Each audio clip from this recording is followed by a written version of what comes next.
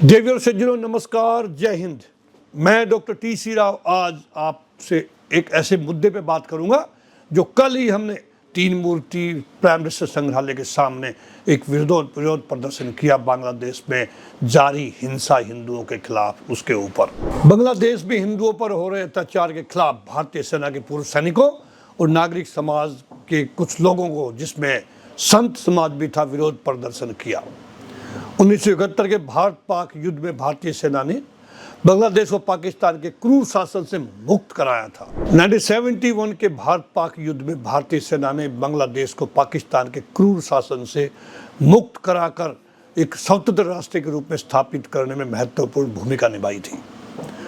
दोस्तों, लेकिन हाल ही के दिनों में बांग्लादेश में हिंदू समुदाय पर हो रहे बर्बर अत्याचारों ने उन सभी परिवारों और वीर सैनिकों के मन को गहराई से आहत पहुंचाई है, जिन्होंने बांग्लादेश की आज़ादी के लिए अपना खून बहाया था।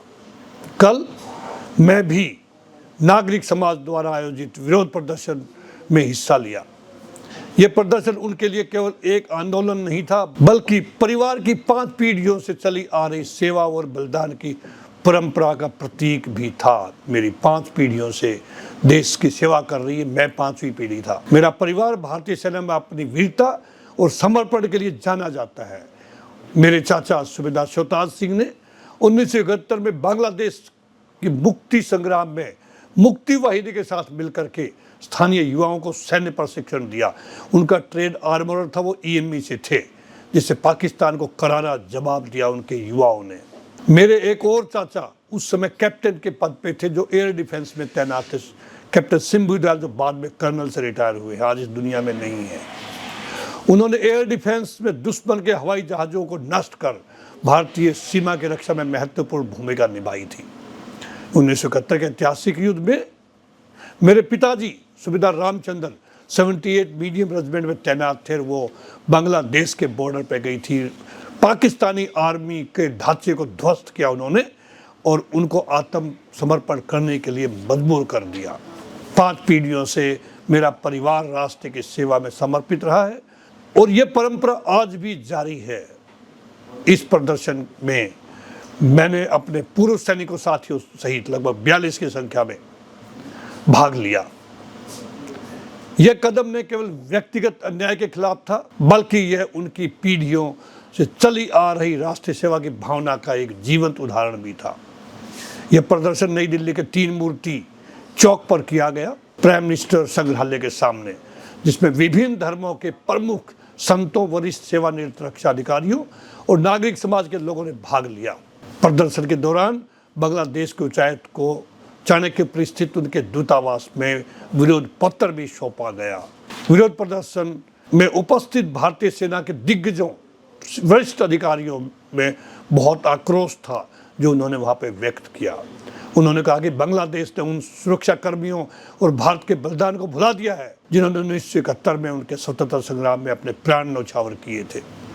इस तरह की घटनाएं न केवल बांग्लादेश के हिंदू आबादी के लिए चिंता का विषय है, बल्कि उन मूल्यों के लिए भी विपरीत है जिनके लिए राष्ट्र बनाया गया था। आज पाकिस्तान की गोदी में बांग्लादेश जाके बैठ गया। पाकिस्तान का हस्तक्षेप बहुत बढ़ गया है। व्यूअर्सों ने यह स्पष्ट किया कि बांग्लादेश को अपने संवैधानिक मूल्यों और अल्पसंख्यकों की सुरक्षा की गारंटी सुनिश्चित करनी पड़ेगी। उन्होंने भारत सरकार से भी अपील की है कि वो इस मुद्दे पर अच्छा ठोस कदम उठाएं और अंतर्राष्ट्रीय स्तर पर इसे उठाने का भी प्रयास करें। हाल ही में हमारा एक विदेश मंत्रालय का डेलीगेशन भी बांग्लादेश में गया हुआ, शायद उससे कुछ हासिल कर पाएंगे हम। इस विरोध प्रदर्शन में दीदी रितंबरा जी मुख्य वक्ता के रूप में उपस्थित रही। सेना के वरिष्ठ अधिकारियों में, जिनमें मैं खुद था, मेरे अलावा लेफ्टिनेंट जनरल VK चतुर्वेदी, जो अध्यक्ष हैं अखिल भारतीय पूर्व सैनिक सेवा परिषद के, वो भी अपने साथियों सहित काफ़ी संख्या में मौजूद रहे। ये विरोध प्रदर्शन केवल एक चेतावनी नहीं है, बल्कि उन बलिदानों को याद दिलाने का एक प्रयास है जिन्होंने बांग्लादेश की आज़ादी के लिए बलिदान दिया था।